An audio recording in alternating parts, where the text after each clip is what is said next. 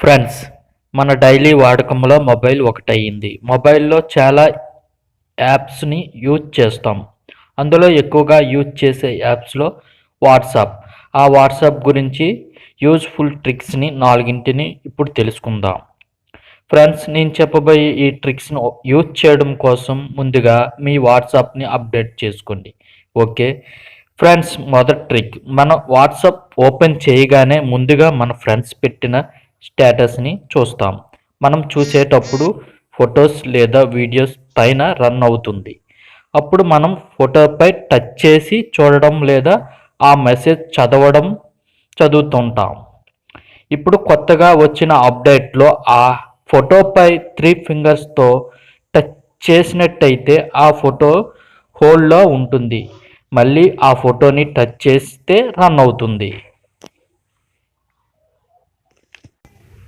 Friends, రెండో trick, మనం పెట్టిన స్టేటస్ మన ఫ్రెండ్స్ షేర్ చేయమంటే మనం వాళ్ళ కాంటాక్ట్ ఓపెన్ చేసి గ్యాలరీలోకి వెళ్ళి షేర్ చేస్తాం. అలా కాకుండా డైరెక్ట్గా స్టేటస్ నుండే చెయ్యాలి అంటే మనం పెట్టిన స్టేటస్ క్రింద నుండి పైకి స్వైప్ చేస్తే డిలీట్ ఆప్షన్ పక్కన సెండింగ్ అనే ఆప్షన్ వస్తుంది. అక్కడ నుండి మన ఫ్రెండ్స్కి షేర్ చేయొచ్చు. అది ఒకటి మాత్రమే.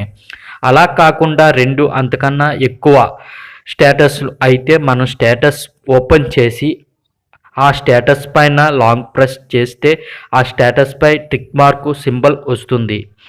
పైన డిలీట్ ఆప్షన్ పక్కన షేర్ ఆప్షన్ వస్తుంది. అప్పుడు డైరెక్ట్గా అన్నీ ఈజీగా షేర్ చేయొచ్చు. మూడవ ట్రిక్, వాట్సాప్లో ఆన్లైన్లో ఎవరికి కనిపించకుండా ఉండాలి. అదే టైం మన ఫ్రెండ్స్కి వాట్సాప్లో రిప్లై ఇవ్వాలంటే మనకి మన ఫ్రెండ్ వాట్సాప్ చేసినప్పుడు మనకి నోటిఫికేషన్ వస్తుంది. అప్పుడు నోటిఫికేషన్పై క్లిక్ చేస్తే రిప్లై ఆప్షన్ వస్తుంది. అక్కడ నుంచి రిప్లై ఇవ్వచ్చు.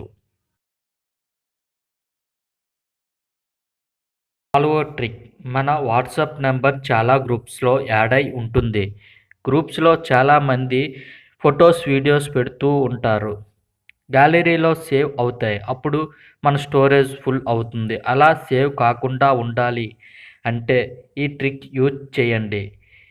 ఏ గ్రూప్ ఫొటోస్ వీడియోస్ అవసరం లేదు అనుకుంటామో ఆ గ్రూప్స్ పైన ట్యాప్ చేస్తే mute notification, custom notification, media visibility option వస్తాయి. మీడియా విజిబిలిటీ ఆప్షన్పై క్లిక్ చేస్తే మళ్ళీ 3 ఆప్షన్స్ వస్తాయి. 3 ఆప్షన్ నోపై ట్యాప్ చేసి ఓకే చేయండి. మరి మీ గ్యాలరీలో సేవ్ కావు.